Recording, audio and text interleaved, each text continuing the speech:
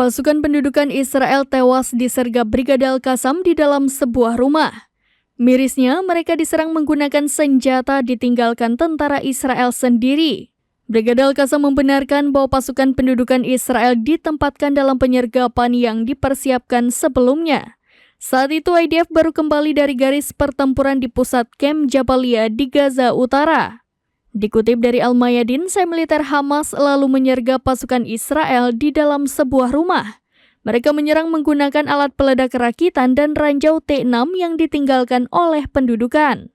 Serangan itu menyebabkan seluruh pasukan tewas dan terluka. Selain itu, para pejuang brigade berhasil menyerang pasukan Israel yang bercokol di dalam sebuah rumah dengan peluru anti-personil.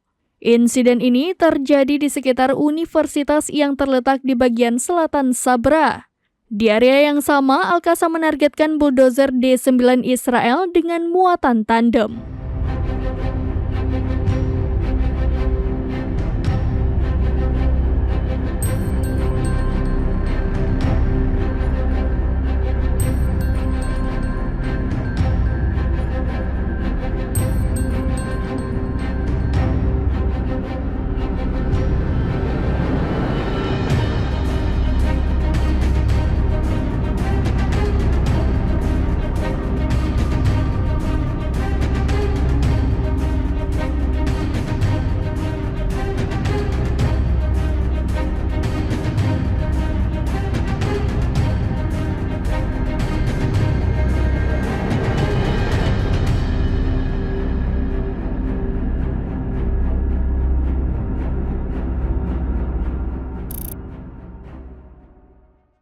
Download Tribun X sekarang, menghadirkan lokal menjadi Indonesia.